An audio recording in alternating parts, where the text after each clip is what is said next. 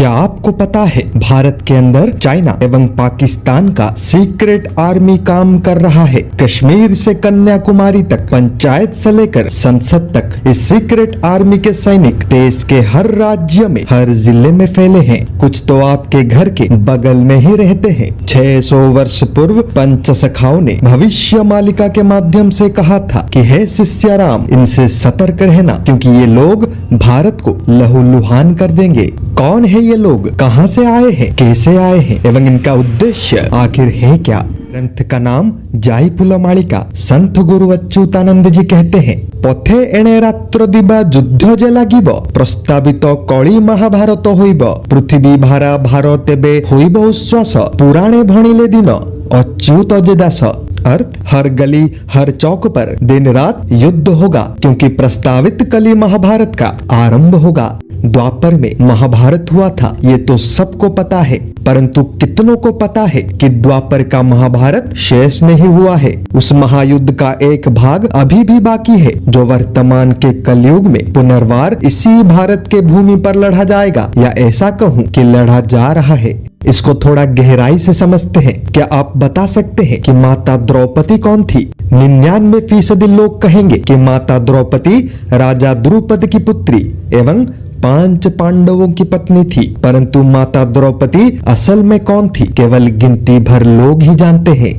ध्यान से सुनिएगा। पंचाल देश के नरेश राजा द्रुपद जी ने गुरु द्रोणाचार्य जी से अपना अपमान का बदला लेने के लिए यज्ञ करवाया था। उसी यज्ञ के हवन कुंड की अग्नि से माता द्रौपदी प्रकट हुई थी। पृथ्वी पर जीवन का नींव रखने से पूर्व ब्रह्मा जी ने भारत के विभिन्न भिन्न स्थानों पर महायज्ञ किया था। ब्रह्मा जी ने पृथ्वी पर सबसे पहला यज्ञ आज के जाजपुर नामक स्थान पर किया था, जो कि ओडिशा में है। इसका प्रमाण आप स्वयं वहां पर जाकर देख भी सकते हैं। आज भी वो हवन कुंड उसी स्थान पर है, जिसके अंदर आप जो भी डाल दो, जितना भी डाल दो, कभी भी भरता नहीं। वर्तमान में यह हवन कुंड पितृ श्राद्ध के लिए प्रयोग किया जाता है। जब ब्रह्मा जी ने यज्ञ आरंभ किया तब उसी हवन कुंड से प्रकट हुई थी माँ विरजा। ब्रह्मा जी के इच्छा अनुसार माँ विरजा एक जीवित विग्रह का रूप धारण कर उसी जाजपुर में आज भी विराजमान है। माँ विरजा जी का विग्रह सृष्टि का पहला माँ दुर्गा जी का विग्रह है एवं सृष्टि का एकलौता माँ दुर्गा जी का जीवित विग्रह भी।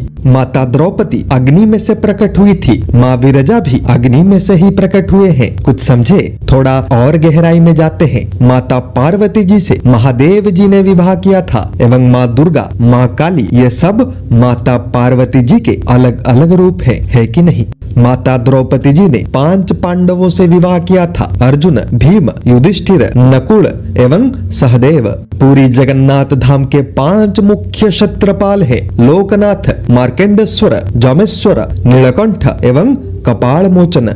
इन 5 को पंच महादेव एवं पंच पांडव भी कहा जाता है। क्या अभी भी नहीं समझे? जो महामाया है वही माँ विरजा है एवं वही माता द्रौपदी भी। द्वापर में पांडव श्रेष्ठ धर्मराज युधिष्ठिर बार बार हर दिन माता द्रौपदी जी से हाथ जोड़कर कहते थे, हे पांचाली, चाहे कुछ भी हो जाए, आप मुझे आपके खप्पर से बचा कर रखना। वही माता द्रौपदी आज भी एक गुप्त स्थान पर खप्पर पकड़कर अपेक्षा में बैठी है कि कब पृथ्वी पर से सभी पापी म्लेच्छ अधर्मियों का नाश होगा एवं उनके रक्त से माता का खप्पर भरेगा। संत गुरु अच्युतानंद जी कहते हैं, देखू देखू सैन्य गण पशिबे झसई, दिहुड़ी लागिबो दिन अच्युत कहई, धरिण जे मारुथिबे जणे जणे सैन्य, ध्वंसिबे जवन बल करी रणगोल, धरिथिबे खपर जे हस्ते महामाया, धरी मोड़ी बेटी मुंड अच्युत कहई। अर्थ, देखते ही देखते देश में शत्रु सेना घुस जाएगा, तब संसार में हाहाकार छा जाएगा। ये यौवनों का कुल भारत को लहूलुहान कर देगा, बहुत ही बड़े स्तर पर देश को क्षति पहुंचाएगा। तब प्रकट होगी महामाया, खप्पर पकड़कर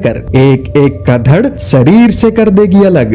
कलयुग के महाभारत में कल की अवतार के अलावा महामाया का भी सबसे महत्वपूर्ण भूमिका है, क्योंकि जिस त्रिजटा वंश ने आज भारत को बर्बाद किया है, उसी त्रिजटा वंश के अंतिम वारिस का वध ओडिशा के कटक जिले में स्थित बाराबाटी किले के अंदर महामाया ही करेगी। बोलते बोलते महागुप्त बात निकल गया, नहीं तो मैं ये सब बातें कहता नहीं, क्योंकि ये भविष्य की बातें हैं मेरे मित्र, और कली अभी भी जीवित है।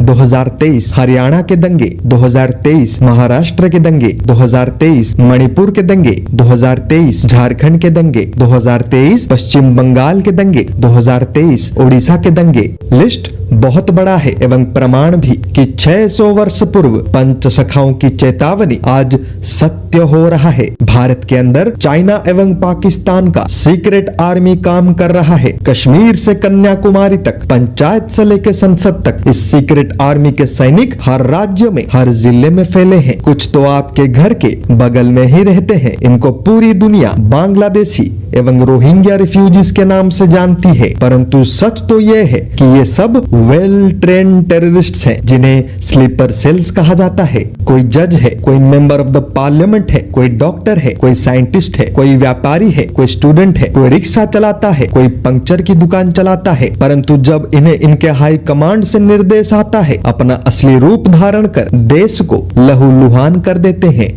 जब शत्रु भारत जैसा शक्तिशाली देश हो, तब अर्बन युद्ध तथा गुरिल्ला युद्ध के माध्यम से हमला किया जाता है। ये मॉडर्न वॉरफेयर है, जहां ट्रेंड सैनिक पूरे प्लानिंग के साथ अचानक आते हैं, हमला करते हैं और भाग भी जाते हैं। ये one of the most deadly and dangerous warfare है, क्योंकि इसमें आर्मी नहीं, पुलिस सामने होता है और भारत की पुलिस इतना सक्षम नहीं है। अर्बन युद्ध के लिए सरकार चाहकर भी कुछ नहीं कर सकती। तुम 10 को मारोगे तो वो और 100 आ जाएंगे। तुम इनका घर तोड़ोगे, ये दूसरा घर बना लेंगे। इनके खिलाफ केस करोगे तो सुप्रीम कोर्ट आराम से बेल दे देगा। जेल में डालोगे तो VIP ट्रीटमेंट मिलेगा, क्योंकि इनके पास बहुत पैसा है और इनके लोग चारों तरफ फैल चुके हैं और ये पैसा हमने ही दिया है, यानी खुद भारत के लोग ही इन आतंकवादियों को फंडिंग करते हैं। भारत में जितने भी ऑनलाइन स्कैम्स होते हैं, सबके सब यही लोग ही करवाते हैं। भारत के अंदर अनेकों NGOs को मुस्लिम देशों के द्वारा, चाइना के द्वारा भारी फंडिंग किया जाता है। हरियाणा में जिन्होंने दंगे किए थे, क्या वो सब फ्री में आए थे? बिल्कुल नहीं। उनका पर डे का हिसाब होता है। जो अधिक आतंक मचाता है उसे बोनस मिलता है। और इन सबको स्वतंत्र निर्देश दिया गया है कि हिंदू लड़कियों को लव जिहाद में फंसाकर धर्म परिवर्तन करवाओ, साथ ही जितना संभव हो पाए मंदिरों को तोड़ो। मैंने सभी तथ्य आपके समक्ष रख दिया है, अब विचार आपको करना है। आप भी इस परिवार का हिस्सा बने। लाइक, शेयर, सब्सक्राइब करें ताकि सच हर घर तक पहुंच पाए। जय जगन्नाथ, जय पंचसखा, जय हिंद।